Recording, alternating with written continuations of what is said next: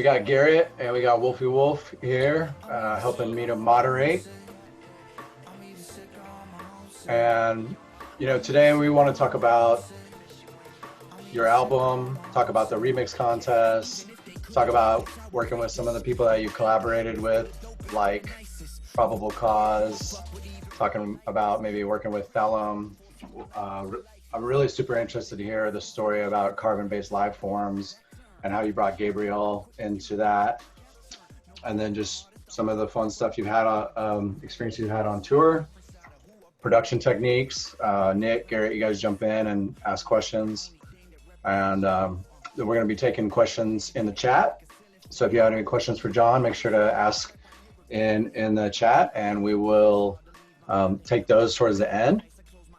And then after that, I'm going to talk about some of the challenges that we got feedback from you guys in the Gravitas Create group that said your biggest challenges in the music industry, which were all over the place. So I'm excited to tackle some of those, and everybody else can join in with those as well. So yeah, John, why don't you tell us about sort of the process of creating the album? I mean, I know a lot of it. I was there with you in many different stages of the albums.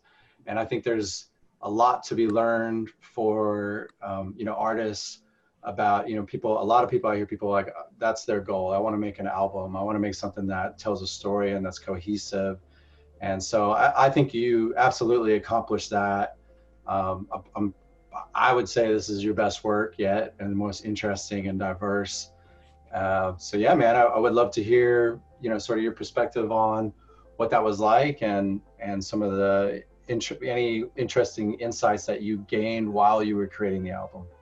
Yeah, so this is definitely one of the bigger challenges I've ever undertaken music-wise in my entire career.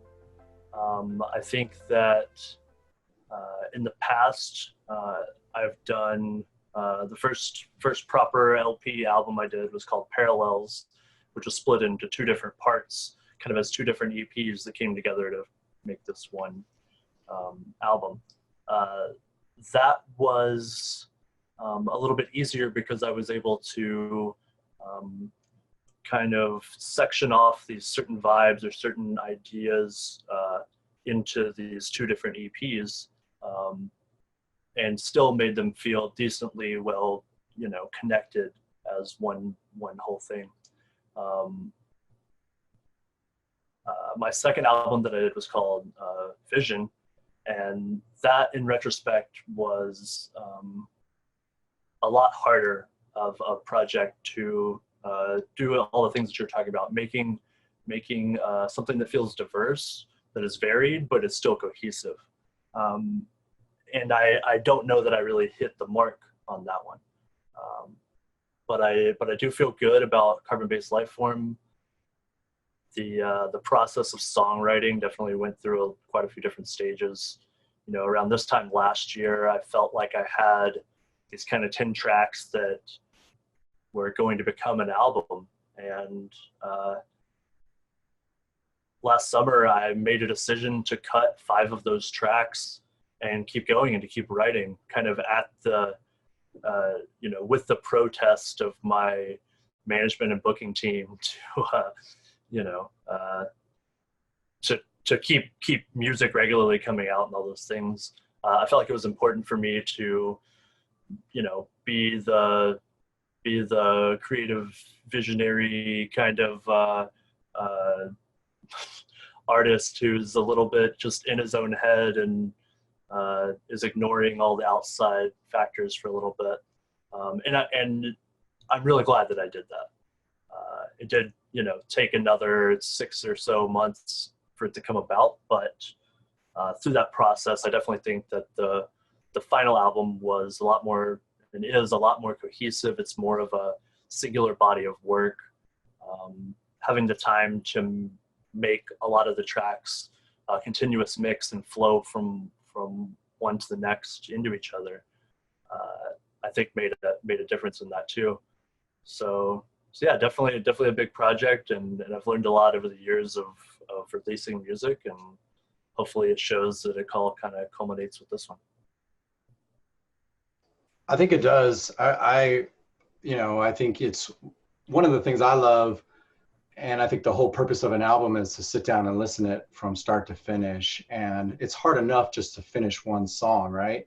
But then to create something that builds on itself and sort of unfolds like a book or, a movie that has a narrative, that has a concept, to me, like that will stand the test of time. Whereas, I think in electronic music, and especially like EDM, I don't see a lot of that happening. And it's sort of like it makes the music a lot more disposable. And because of that, I don't think people hold on to it as much. And so I've always had my moments with music, with albums versus that one song. I'm definitely, a little bit of maybe an older generation, but I think it's really important. I think some of my favorite albums would be like the Glitch Mob's Drink the Sea. And they went through that same thing of what I'm hearing. You had to like take a step back and have some discipline and have some artistic vision and hone that and craft it and shape it and work through the really hard process of like figuring out what that's going to be. And then even like you said, making those hard decisions to leave those tracks behind. Like nobody that puts that much time into songs wants to like go, okay, well, I got to do this. So I think that's really cool. It's really like, it shows a lot of discipline. It shows a lot of vision. It shows a lot of like work ethic, and you're not trying to like chase after so much of the business side of things. So, I mean, yeah, that was my experience of watching you go through that, and the heart, feeling a lot, as you're wanting to get bookings and putting together tours, and there's seasons, and there's, sort of want to go out for your fall tour, you want to go out for your spring tour, and maybe having to hold some stuff back in order to finish the album. That's hard. I mean, so good work, and I'm stoked. And you ended up with the vinyl. I'll pull that out so people can see. I mean, that was a check, a check mark on the list.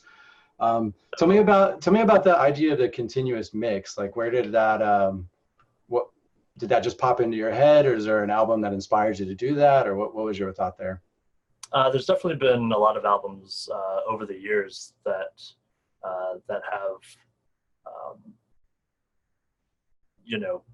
made such an impact on me when it comes to something like a continuous mix, an album that feels like one cohesive start to finish thing that I wouldn't really, there's a lot of albums I can think of that I wouldn't go and listen to one song off this album.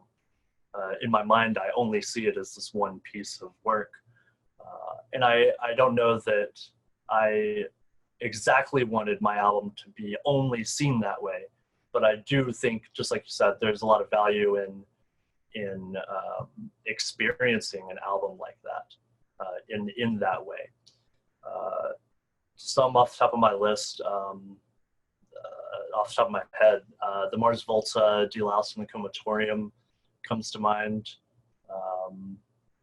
Bass Nectar, Mesmerizing the Ultra, 1 and 2, definitely some big inspirations for that, as kind of a, those were delivered in a sort of mix format, which is obviously as a DJ, I have a lot of, connection and roots in that world too. Something that's not necessarily just written as one piece of music, but mixtapes as one cohesive idea that is seen throughout whatever, an hour or however long that mix is. And definitely some albums that peppered in those kind of continuous mix ideas. Tool, Lateralis comes to mind. Songs like Parabola. Yeah. Big inspiration, and always huge. Kind of, really liked the idea, even before Spotify kind of, now incentivizes people to break up longer tracks into shorter bits.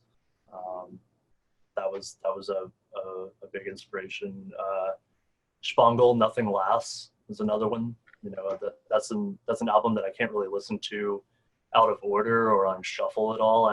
If I'm going to sit down and listen to it, I kind of have to listen to the whole thing. Yeah. I feel that, man. I wanted to bring up the artwork. I'm sure people have seen it, but I think this is some of the best artwork that you had and that Gravitas has been able to put out. The artist is Seth Grimm, and I think he knocked it out of the park. And I'm lucky enough to have one of very, very few of the clear Special limited edition, which I think is amazing. So, yeah. So, you had told me you'd always have wanted to have your music on vinyl. So, do you want to share any of the challenges? I mean, we don't want to throw we don't want to throw anybody under the bus, but I think the experience of it, I think it tells a good story, and it shows people how hard you work and your attention to detail of what happened during the vinyl process and getting it put out. And anybody who ordered it, it took us a while to deliver it, and that's very common with vinyl. But I would just say, explain to us, give us a telling of what that was like, and don't throw them under the bus too hard. But definitely a new set of challenges and hurdles that at least I hadn't really been prepared for from experience, from doing that exact thing before. When you're releasing music, I think that there's a lot to be said about building on your past experiences, your past triumphs, your past mistakes, whatever that thing is, and gradually kind of learn how to do this thing that is having a music career in the 21st century, where a lot of times as an artist, you might be the label and the mastering engineer and maybe the graphic designer or whatever. So having that experience to draw from is super valuable. And so while there was a lot of challenges with the vinyl, I am also happy to have had them, because now I kind of know where those hurdles would be in the future. And I won't, I would say Gravitas too, like probably won't, kind of trip and fall in the same places that maybe we and our vinyl manufacturer did. Yeah. Go ahead. Sorry. I was going to say one of the hugest issues we had with the vinyl is that when we did the first set of test pressings, there was some alterations made to the files that we sent because it was felt that there was too much bass in the vinyl. And while I totally respect that vinyl is a different medium and that there's a certain set of standards that you need to follow, there's some best practices that are smart to pay attention to. Also, I make bass music, and there's a key word there that is pretty required in the EQ and mastering of the music. So, and we that first test pressing also was not a continuous mix. There was gaps in between the songs, and that was something that just for whatever reason didn't get communicated all the way up the chain. But we took the time to fix it. It took a couple, a month and a half, 2 months extra to go back. In the vinyl manufacturing process, we kind of had to start from scratch in a sense. Test and press these new plates that the vinyl manufacturing process actually uses to stamp each vinyl. We had to press a new set of those plates and then do a new set of test masters in order to ensure that our wishes were being followed, and that this was something, going back to the idea of timelessness in an album, or the hope of timelessness in an album. That we made the decision to stick it out and delay the release, and I'm glad that we did.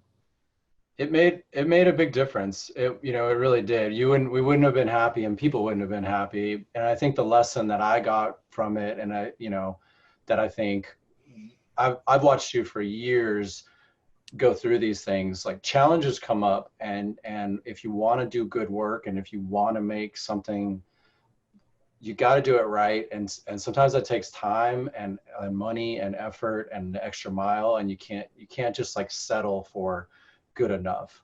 That's not how you get somewhere in this business. So, I mean, that was a lesson that I took, and you managed it well. There were, you know, you communicated with your fans every step of the way to let them know what was going on. And so that was really cool. I want to take us in another direction and really talk about a couple of the songs here. I want to play just a snippet of Based Lifeforms, which features Gabriel Guardian. And one of the questions in the Q&A is like, who are some of your rock influences? You already mentioned Mars Volta, but I just want to play a little snippet here and let people hear what's going on with that one. Here we go, 1 second, there you go.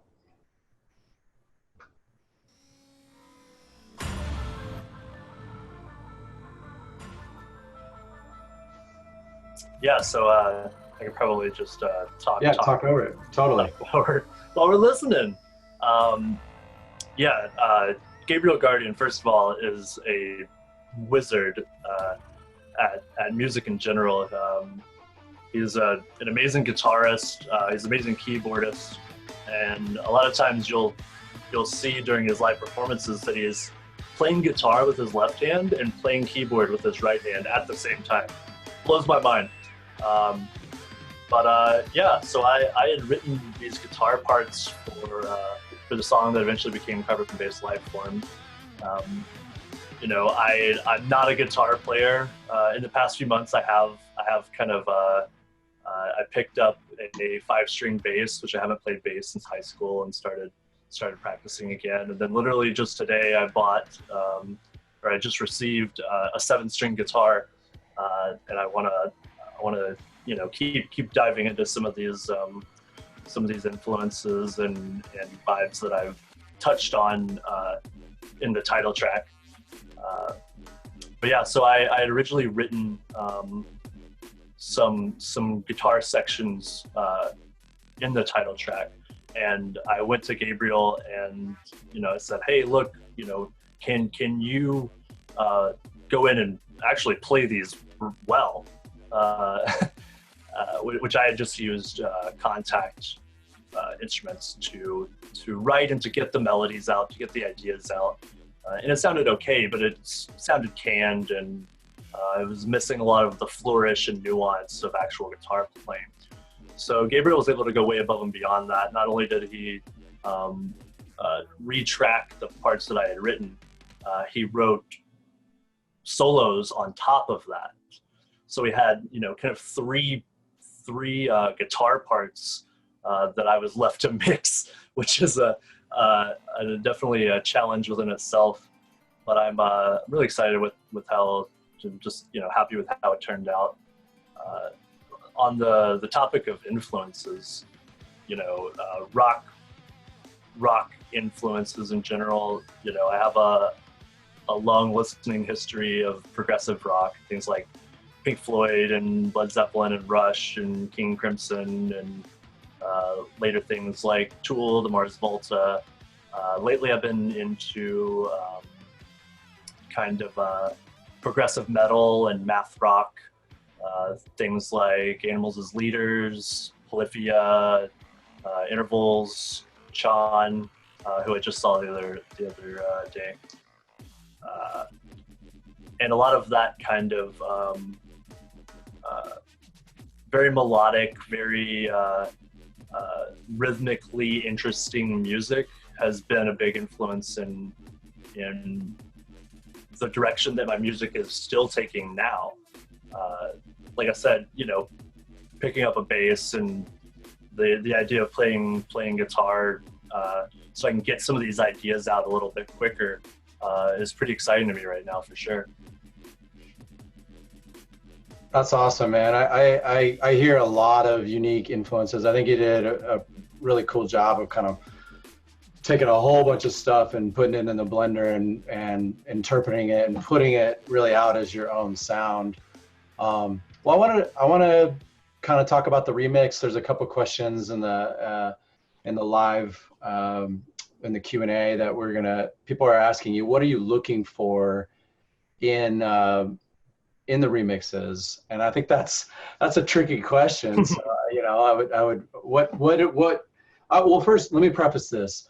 We love doing remix contests. We discovered Closey through a Mr. Bill remix contest, and the other person that won was Haywire, and this was in 2012. So if you're like on the fence and you're like, I don't know, I mean, these are real opportunities that we're hoping to give people to shine.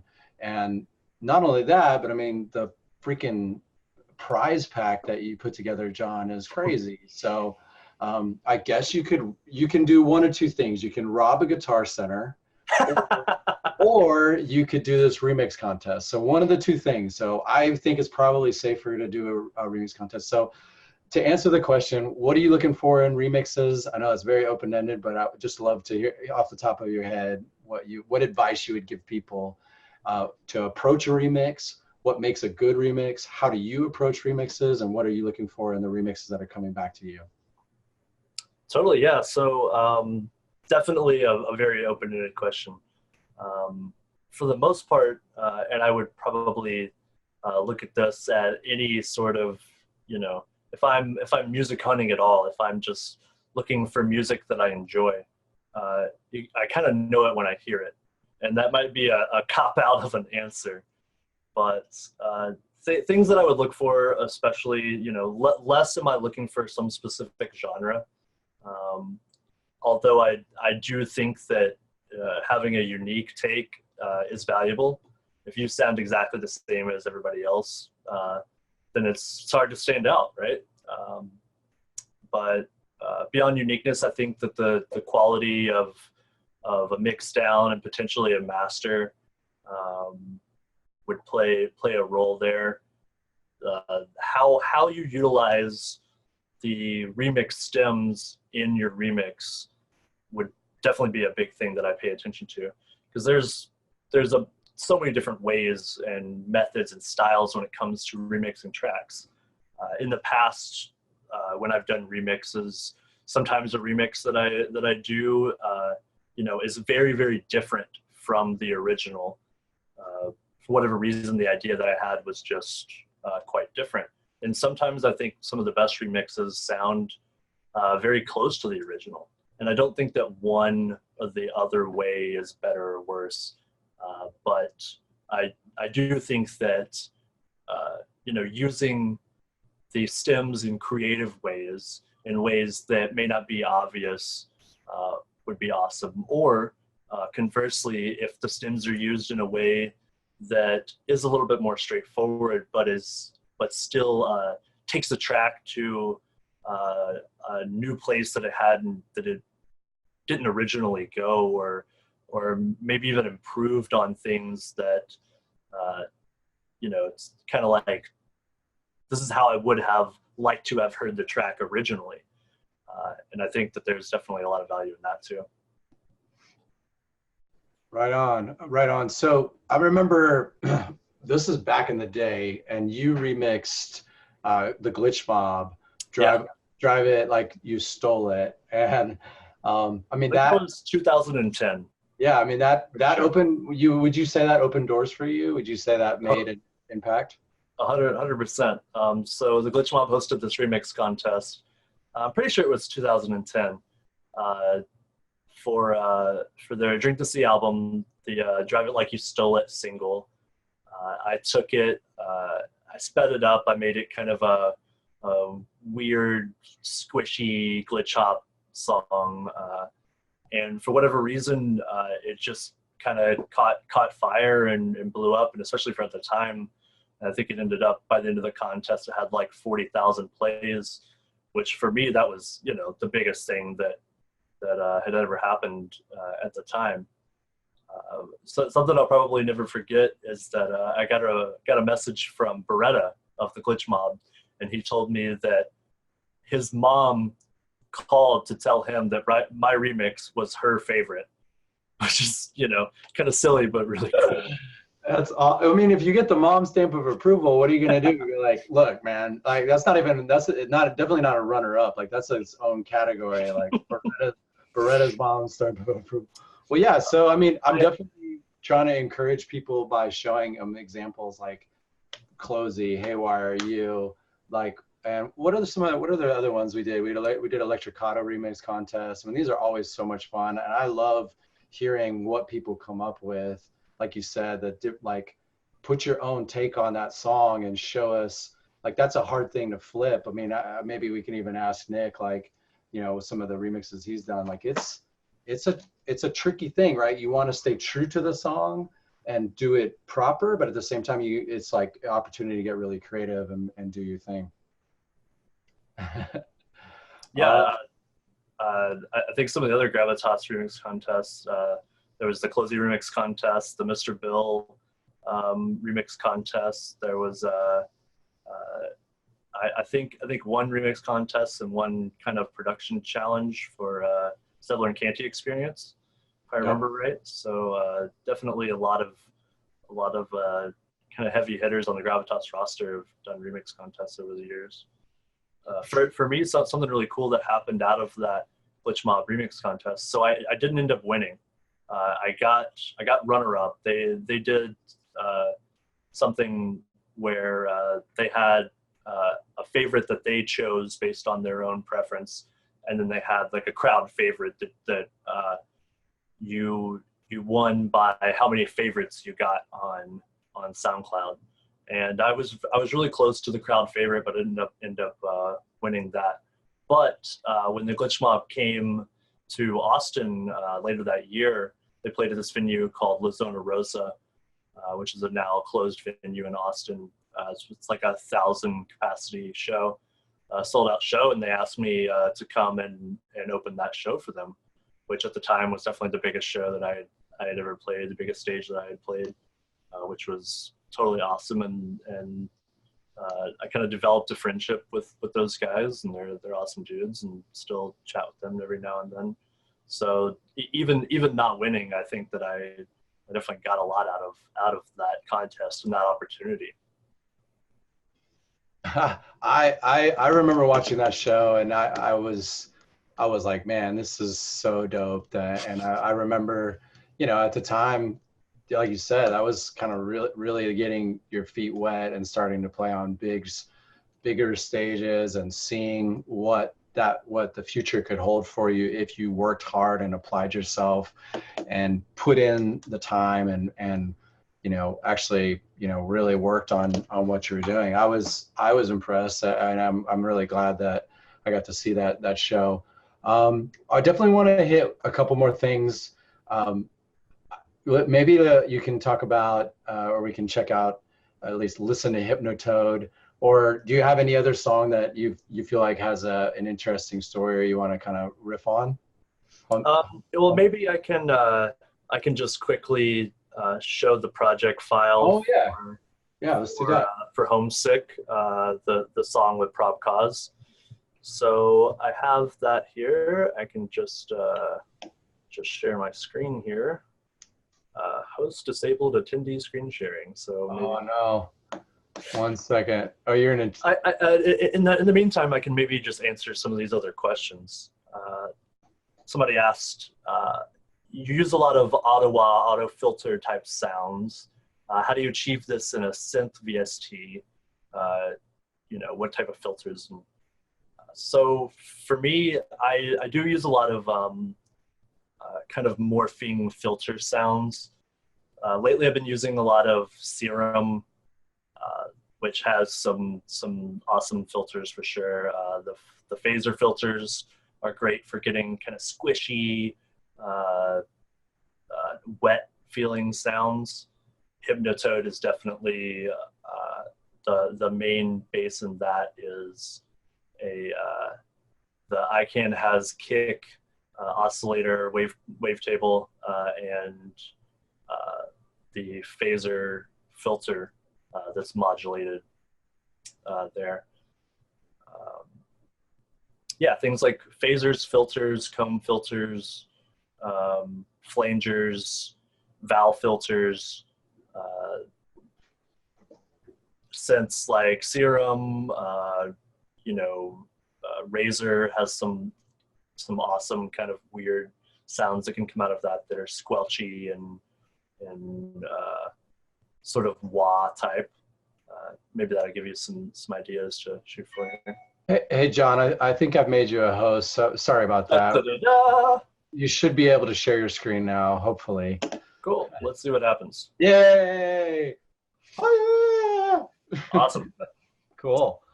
So yeah, I can just kind of play the song really quickly, and hopefully it's loud enough or not too loud, or whatever. I get high, we get up, she go down, we go back, it's like that. Maybe a little louder. I get high, we get up, she go down, we go back, it's like that. I get high, we get up, she go down, we go back, it's like that, it's like that. Yeah, this is the song that I made with my homie ProbCause, who's doing the vocals. There's a little bit of the outlier on the album. Maybe turn it down just a little bit, John. Turn it down a little bit. Sorry. There you go. -24? Is that quite? Yeah, maybe just a little bit more. Sorry. Cool. Wait, do you really need a little more? How about that? Live TV, everybody.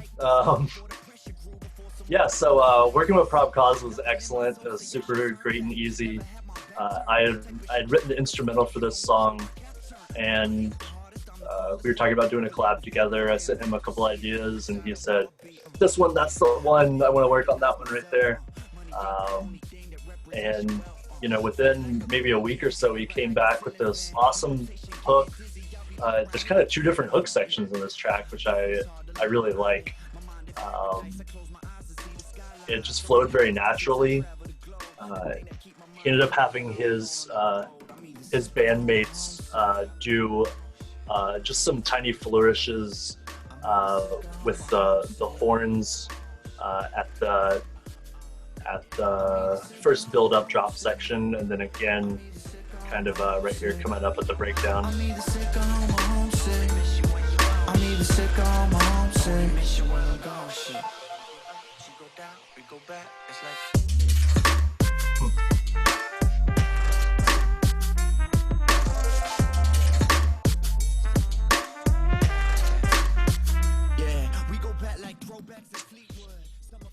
This is definitely one of the more simple, instrumental-wise, one of the more simple songs that I've made. You can see that I tend to split everything up by kind of what it is into groups.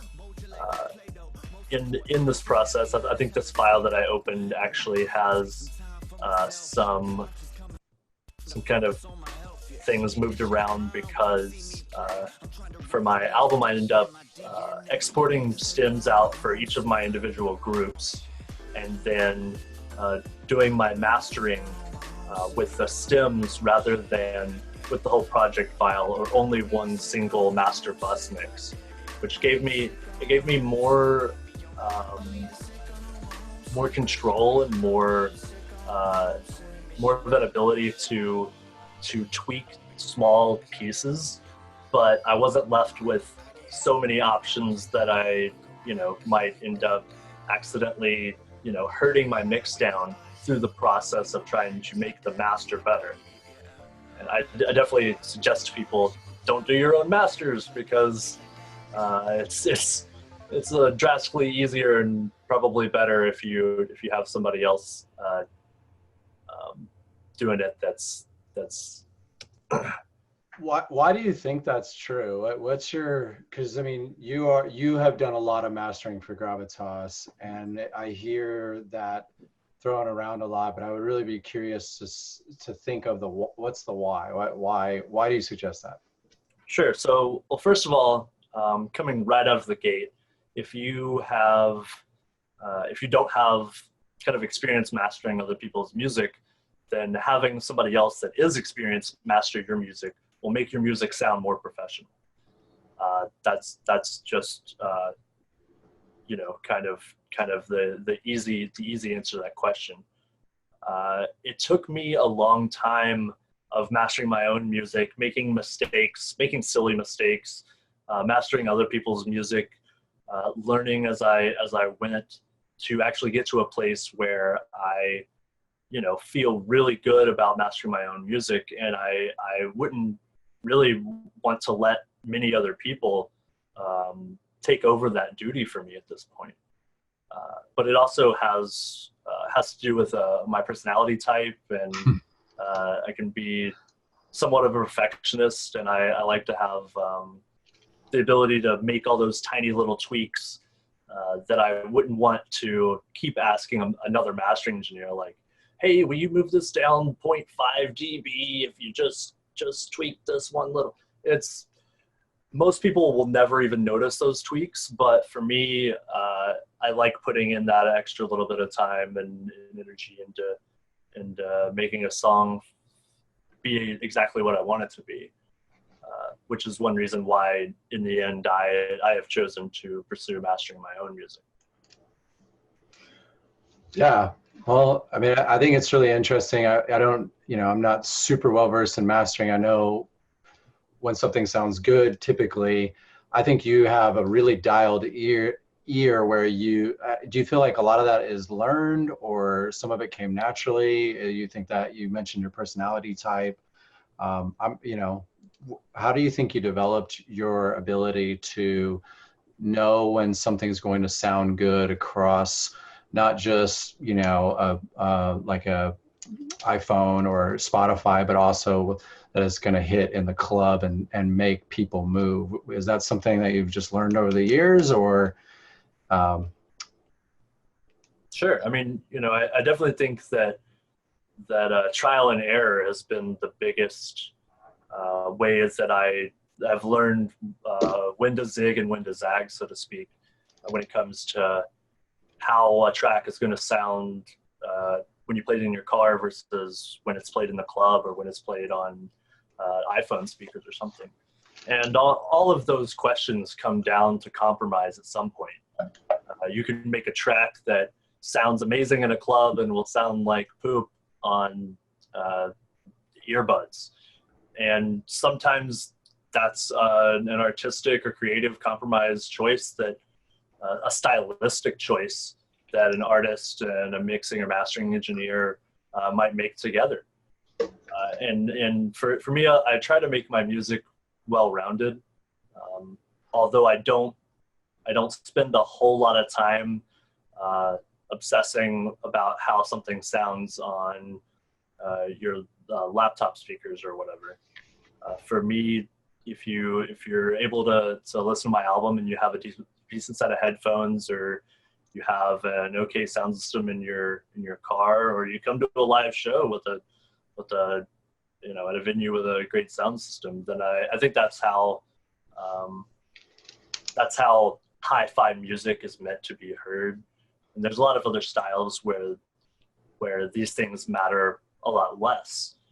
But when you're talking about electronic music and dance floor music, I think that it's important to be able to feel the bass in some form or fashion, or at least have a set of headphones that gives you the sense of depth and clarity that you might lose with just some, even bookshelf speakers or the default Apple earbuds that come with your iPhone, Got it. So you're really working from the best sound system kind of down. I've heard some people think about going from the worst, but I kind of side with you. Like, start with your grand vision and make it sound great on a big system, and that's where you want to be playing. So that's kind of the vision of the song and where it's meant to be played. I think there's some insight there.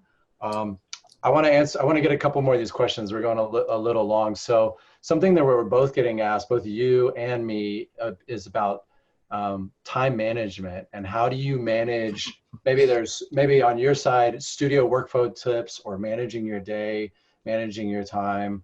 And then, I think there's a lot of good, I think I've seen you get a lot more structured over the years, and as a as a result, I've seen sort of your work and all the cool things you get to do, travel and tour and all that have benefited. So do you have any tips for people on how to manage your time or what you do? Yeah, I mean, I something big that I've learned over the years that it took me quite a while to swallow and accept is that, for me personally, at least, when I make time to do creative work and ignore the outside world, I tend to get into these flow states better, where I can sit down and work on a track for 5 or 8 hours, rather than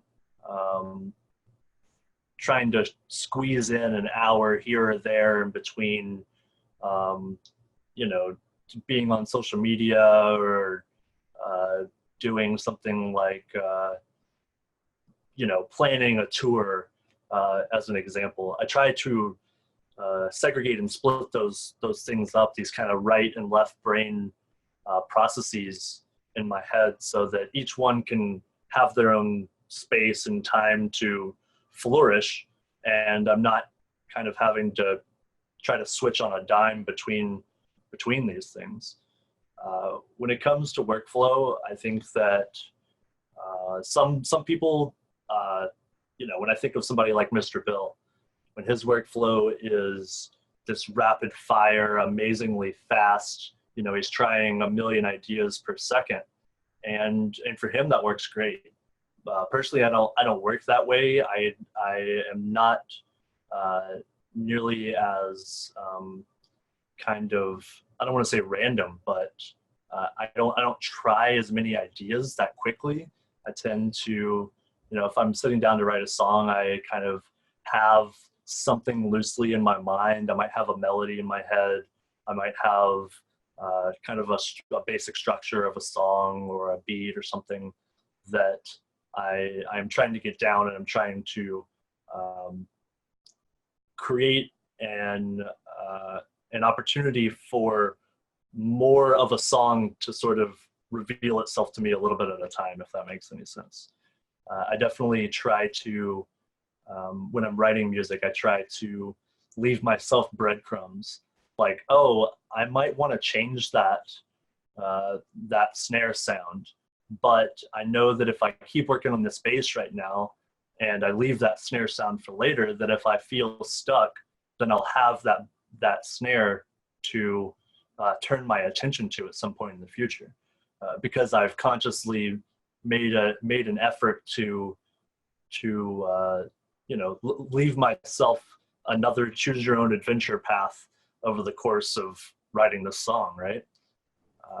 How that actually comes out in workflow as far as being efficient, I don't know. I feel like some songs come out very quickly or easily, and I think that those are probably the better songs that I've written. And sometimes it just takes forever and end up spending 40 or 50 hours on a track, and that's just how it is. Yeah, I mean, I think that's what I'm hearing from you, man. You don't put the highest priority on time management. Where you place your priority is being in the studio and working, and then letting an idea develop regardless of time. I mean, I guess if I'm reading into the question, you know, you're a full-time musician and support yourself. Not everybody has that. Yeah. So I you know, I think you know, I agree with you. And I think Nick can speak to this as well if you want to talk, Nick. But the process of being, or you know, the situation of being a music producer and wanting to produce music on a consistent basis is really the product of being in the studio on a consistent basis and 100%. Prioritizing yourself to do that.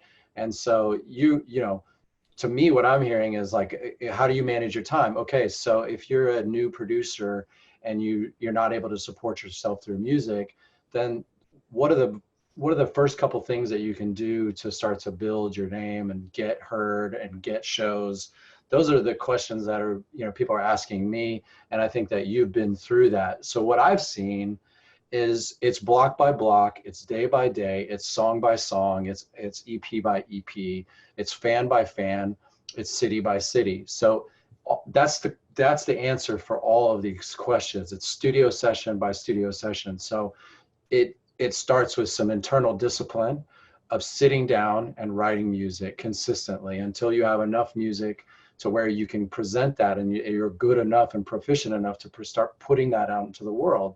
Once you start putting it out into the world, you need to continue to do that and continue to learn how that works, how to promote yourself, how to develop your voice on social media, how to work with an artist, and how to create music and deliver it in a way that's interesting. And then on the musical side, that's the same thing. You're continuing to put in the work on your music and develop yourself as an artist and be creative and discover those tricks and those mental things that are unique to everyone, to where you find a melody, or you just go in there and bang it out. Like what you're saying, John, sometimes songs take 40, 50 hours or more. And that's just, or sometimes you're going to write a song and then you're not going to finish it. And then maybe years later you can go back. But just the process of being in the studio day in and day out and making that a priority will get you somewhere. So the answer to time management is really, what are your priorities and what are you trying to create? What are your goals? And then once you know your goals, creating some strategies and understanding, reverse engineering the process of how you want to get there. And that's hard. It's not an easy thing to do, but there's sort of things in the music industry step by step to look at and learn how to do. And that's really where I see, what you've done is learn each facet of the musical process. Like, you went and learned how to make music, you did remixes, as you were doing that, you started to learn how to promote yourself online and how to work with labels, understanding the music industry. What is it? When do I need to get an agent? How do I book a tour?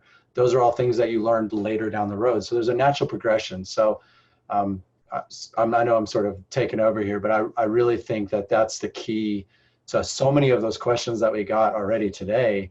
What are the tips for new producers? How do we start getting gigs? How do I get my music heard? All of those is just consistent work, and then finishing your music, making sure that each time it's getting better and better, and then sharing it with people, starting to share it and learn how to share it and look at reactions and just sticking with it. None of this stuff happens overnight. Yeah, for sure. I think on the efficiency side, another big tip that I would share is trying to batch out what you're doing. So for example, if you're sitting down, you have all day to work on music. You're sitting down, you have a song idea, do the songwriting first. Instead of getting distracted with sound design or mixing or, fiddling with that kick and snare, work on the sound design first. Use presets, whatever it takes to, get the song idea out first. If the song idea would sound good if it was, for example, played on piano or a guitar, if it's played on just a regular drum kit, that's probably the most important thing. If you have that idea, if you have that thread to pull, if that song is still, in your head and it's not yet out onto paper or on your computer, keep pulling that thread while it's there. And in the days that you don't have, when that thread isn't there, when you don't have a great idea, for me, that's when I work on sound design. I just finished up a sample pack for Splice that's gonna be coming out within the next few months. And so a huge thing that was reinforced with the process of making that sample pack was when I sat down and I decided, all right, I'm gonna make a bunch of bass sounds right now.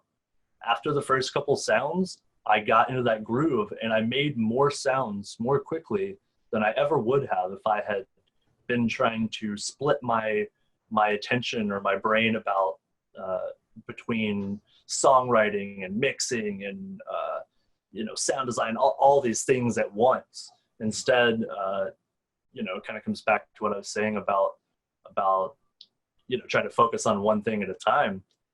When my mind was set on, all right, I'm going to make 25 kick drums right now. After those first 3 or 4, I got into a groove, and it just started happening very organically and way easier than it would have happened if I had, all right, make 3 basses and then 2 kick drums and 1 snare and then write a song with all those right now. For me, at least, I don't really work that way. I have to prioritize the songwriting when it comes, and if it's not there, then still showing up, still treating it like a day job, still like I have a boss that's gonna be mad at me if I don't get in the studio and put in my hours, even if those hours are doing all sound design, if I don't have any ideas for song. So. For sure. I mean, I think that's, you know, we were hitting on the work ethic part of it. I think breaking the task up, and you know, that relates back to like planning a tour or how do you release a single. There's lots there. That's the answer for those things as well. Some days you don't know what to do, so just go work on one specific piece of the process of promoting yourself and just reading about it, studying what other people do, reverse engineering stuff. And I think the biggest thing when it comes to being like, we got this question a lot, how do I get my music heard? And how do I, you know, when do I reach out to a label? And sort of those two things I think they come at a certain point as you get your music and your confidence to a certain level. And I think when you're ready to release music, you know, it's hard to know, but I think the best thing to do is like really compare your music to people that are maybe not at the very top of the game or playing at the top of the stages, but people that, you know, your peers or people that you look up to that are a few steps ahead of you, and really looking at what are they doing and understanding, okay, and sort of reverse engineering that. That's something that we've done. Even when we were starting Gravitas, there were people that we were watching and we were like, okay, cool, we like how that's done, let's try it like that. We, you know, and then really kind of picking certain ways to promote your music in terms of, you know, I don't think anybody ever wants to be like, hey, check out my SoundCloud. Like, that doesn't work. I think there's way better ways to connect people with your music. One of the things that I think is probably the most exciting thing is you know, merging it with video and putting it out there in a way that makes kind of maybe tells a little bit of a story. And you know, I think, you know, another question we got was how to get on playlists. And there's all sorts of you know, blogs that I read.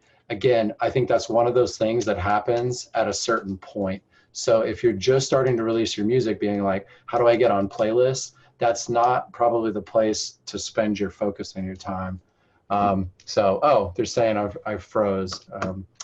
John, I wanna be respectful of your time. Do you have any other, you know, things about the album you want to share? Do you have anything about the remix contest? Are you do you have, you know, you've got some, you know, I know you just finished a bunch of tour dates. I know you've got some cool stuff coming up. So, you know, let's tell us what else you got going on, man. Yeah, I would definitely just encourage everybody to enter the remix contest. Even if you don't enter, even if you don't submit a song, grab the stems, download them, play with them, see if it sparks a new idea for you. Maybe it has nothing to do with doing a remix, but it's a resource, it's free, it's there, and I you know, would always encourage people to take advantage of the resources that are available when they're available to you. And hey, you never know. We've definitely, throughout the course of these remix contests, the way Gravitas does it, it's definitely not a popularity contest, as far as just because a song has a bunch of plays doesn't mean that it's the best remix. And we're more interested in good music than we are in, you know, the minuscule metrics of whatever. Yeah, I don't, yeah, we are definitely not about that. We're definitely not on the hype train. I relish in the opportunity to discover new talented artists. It's one of the things that I'm the most proud of what we've been able to do and support people as their careers have grown and get to watch people like yourself, like Closey, like Of the Trees, like Zebler and Conti Experience, like Megan Hamilton, like Kofresi, Edamame, like all those artists, like watching those careers grow and blossom and see where people go. It's so much fun. It's so cool. So, and you know, I guess I just want to talk about, you know, I think in a lot of these questions is it's sort of like, what's the next step of how do I build my career?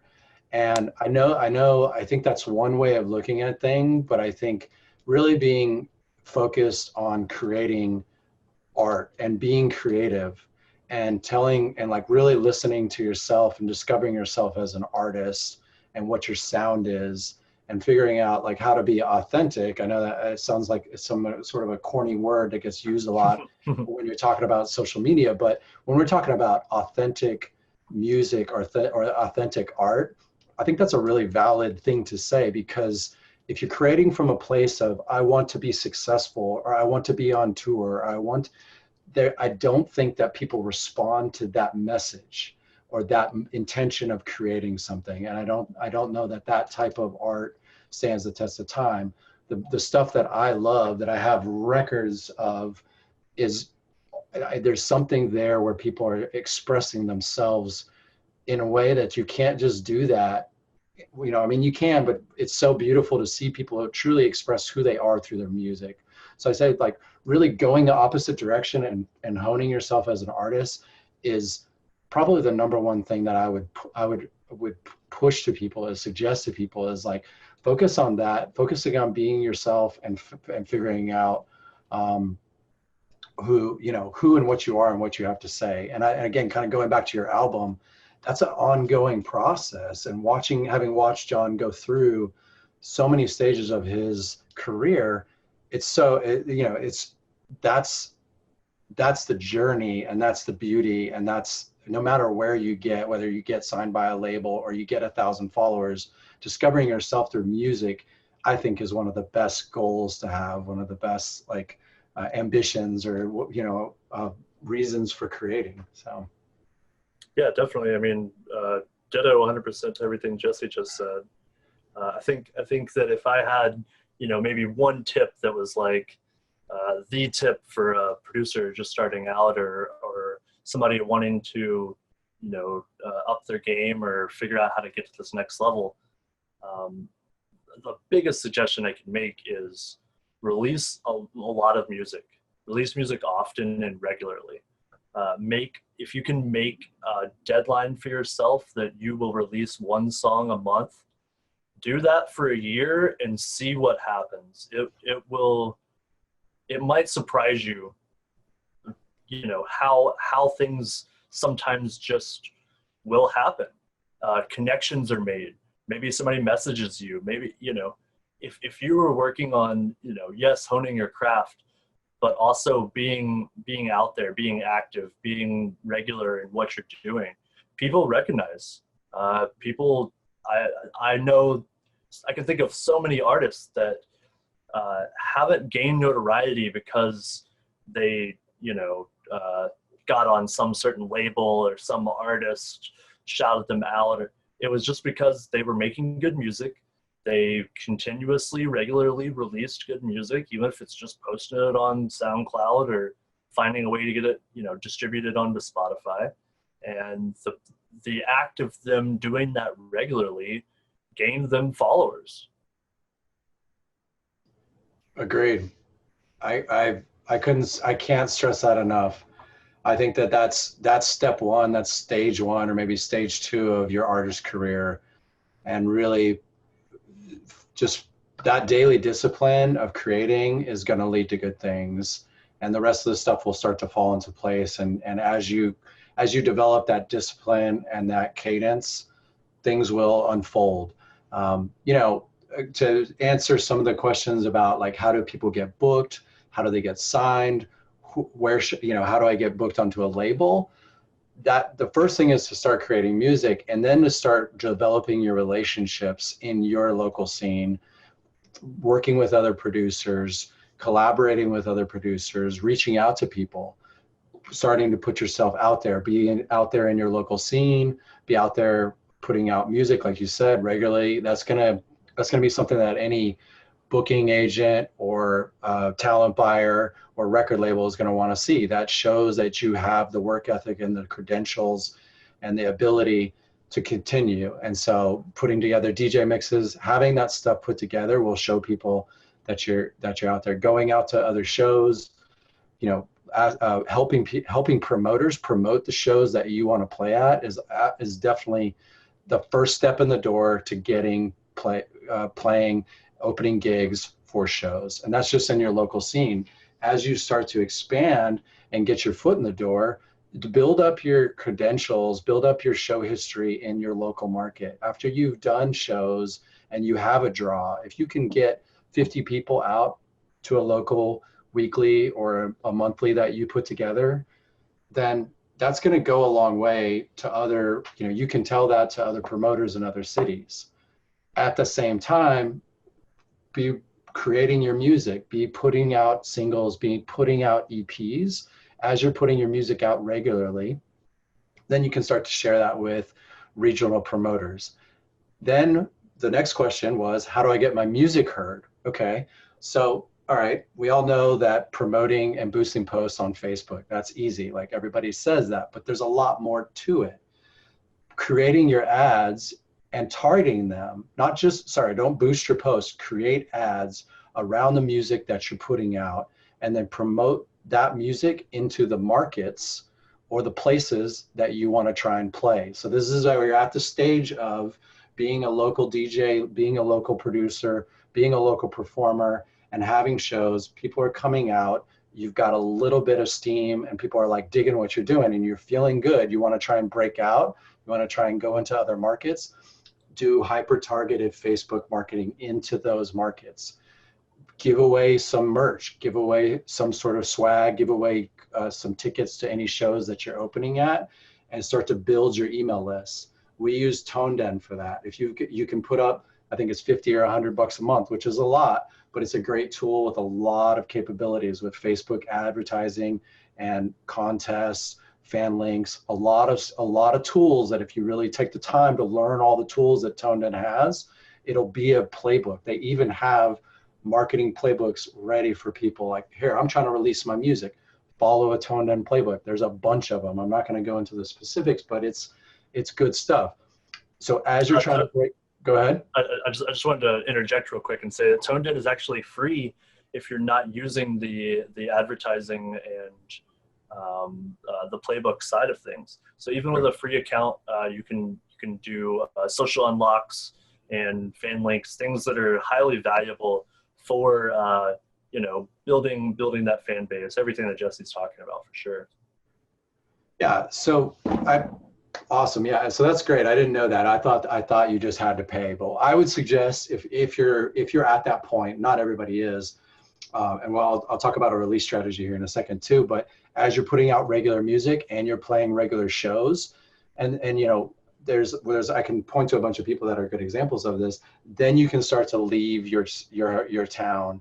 But there's a certain point, so I would say pick one or two markets. For instance, like we're in Austin, and a lot of the fans for Gravitas artists are in Denver. So my suggestion oftentimes to them is like, hey, let's target people in Denver. Let's target people in San Francisco. Let's target people in LA and build those markets specifically, rather than taking your $100 and trying to promote to everyone in the US or even the world. So those will get your songs and your videos and your content in front of those people and help you build those.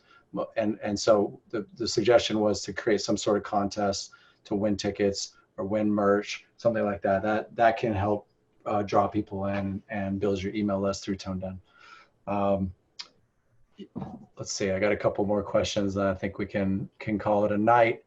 I guess Joel, I don't know how to say your name. I'm sorry, Joel Laviolette. I hope I said that right. We were talking about the stair step idea, and John, you actually taught me this one, and I know that remixes, or bootleg remixes, are a lot harder than they used to be. But Joel's asking about the stair step idea, and I think this is something, I think in one easy sentence, is that you have to earn people's attention. So my suggestion, if you're just getting started, and like you said, release singles, work on one song at a time and get it really good. And then as you put that out, put out another single and another single and another single. As you start to earn people's attention and you build fans, then you can start to put out EPs, and then put out a single, put out an EP, then kind of maybe go back to doing some singles, an EP. And then after a while, then I think you can build up to an album. But what I've seen when people try to go, right out of the gate to do an EP or an album, is that it's hard, and they get stuck, and they get, they're not able to complete that project.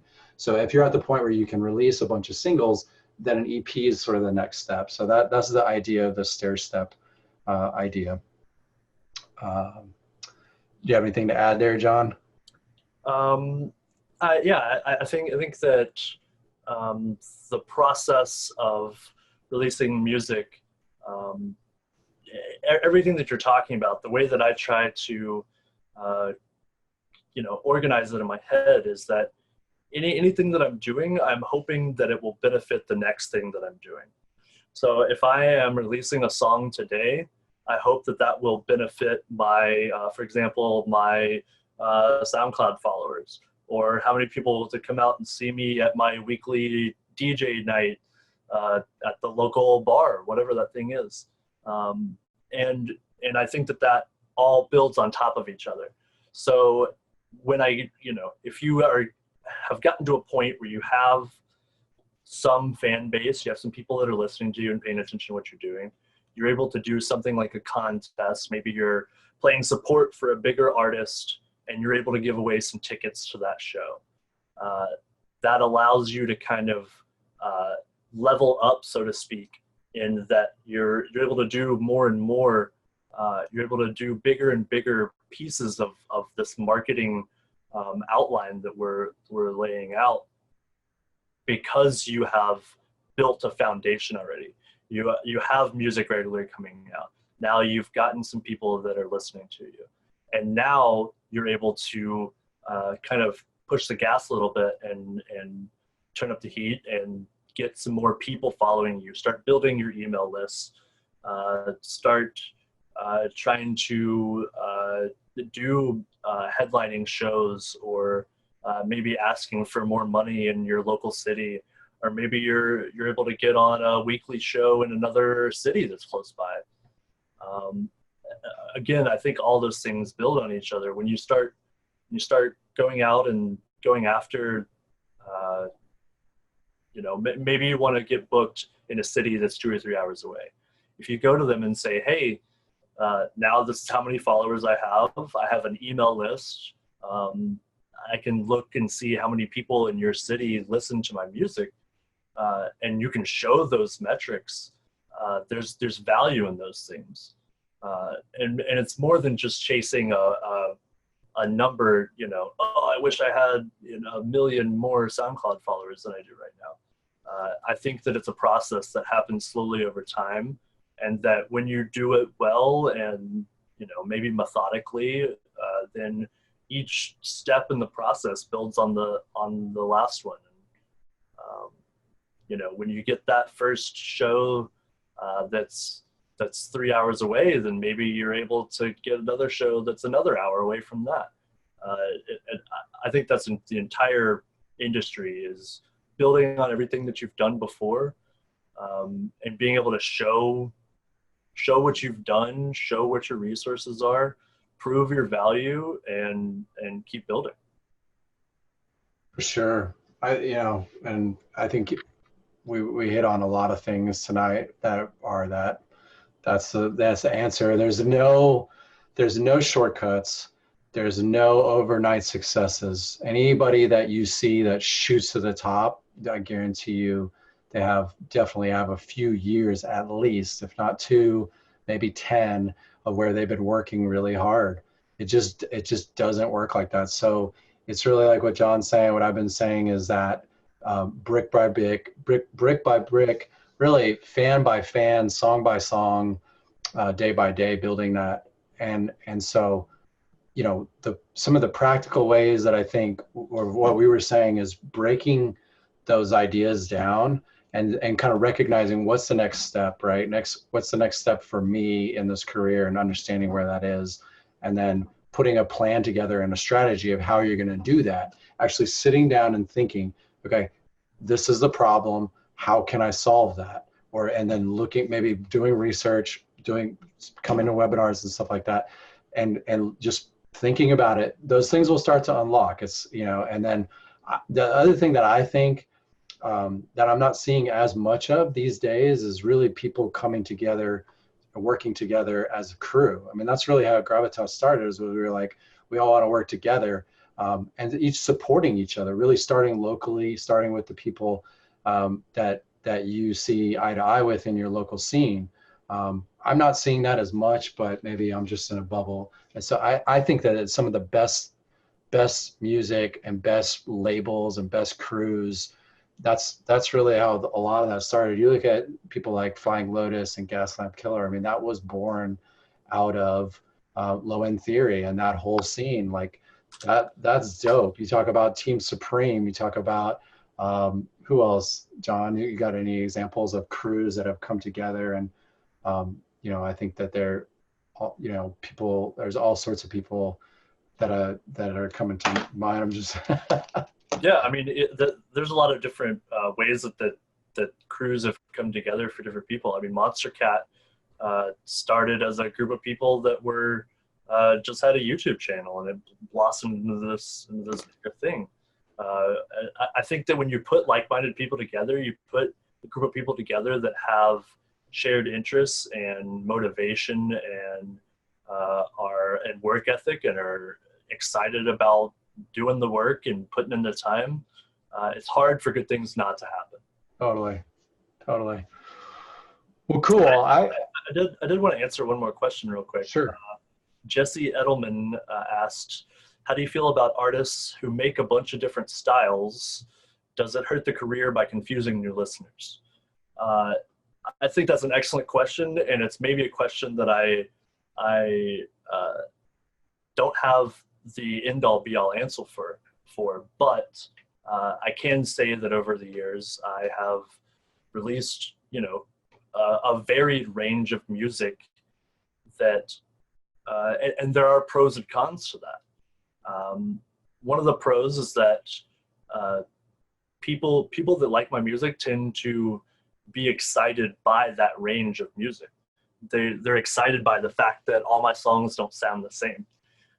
And maybe the biggest con is so many fans tend to gravitate towards one sort of genre or style, and when they hear an artist that they like, in the future they want to hear more of that style that they connect with in that artist's music.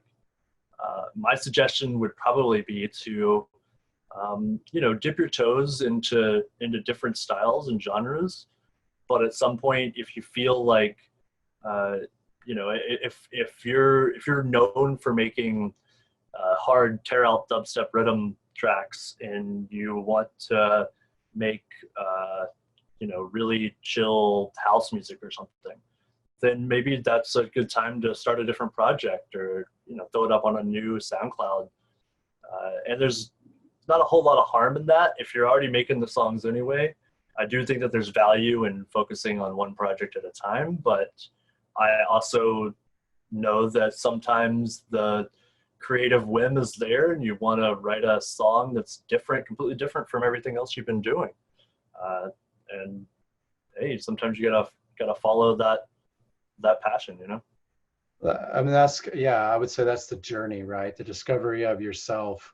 Like, I know all of those songs on your album are yours, but there's such a diverse sound. And so, I mean, I think that's one of the things that's so cool about the album, of all the different places you went musically, and I know your influences, and we talked about some of those, and I think it's super cool to have seen all of that culminate into the album, and then what's going to come next. Let's see, any other last questions that we want to hit before we kind of turn off? We're about to hit an hour and 20 minutes, I think. Let's see. I did just want to quickly mention remix contest is still going. You have at least a couple more weeks. July 2nd is the deadline. There's a link in the Gravitas Create page on the Facebook, if that's where you're watching from, to go and grab the stems and see the prize list. We got a pretty big set of prizes from Sub Packs, Sonarworks. Side note, Sonarworks is probably my biggest suggestion for if you have a couple $100 to put into improving the sound on your mix downs and in your studio. Look into Sonarworks. It's a room calibration software. It's awesome. Yeah, we got prizes from Isotope, FabFilter, Soundradix, Ableton, and then definitely some stuff from myself and Gravitas Create. All of the Gravitas Create sample packs would be included in the prize winners there too. So yeah, got a couple more weeks to work on that. And like I said, at the very least, grab the stems, play with them, open them up, see if they spark an idea. Even if it's not a remix, if you have an idea that it inspires you to write your own original song, go for it, do it, Love it, man. Well, thank you so much for your time and putting all your words and of wisdom together for us. Yeah, like John said, join the contest and download the stems and check out all the prizes. Really stoked on all of those companies and all of those prizes. Those are all things that John uses and puts, has in his studio. So that's super cool that everybody was so giving and there. And the judges are ProbCause and Gabriel and yourself, right? Yeah. Yeah. So what's the we're talking about the deadline is the midnight on July 2nd. Got it. So you guys still have a couple weeks, so get on it. So everybody, thank you for joining. We appreciate your time. We're going to do more of these. We think this is the best way that we can share our knowledge and let you connect with the artists on Gravitas and beyond. So everybody, have a great night. Talk soon. Later.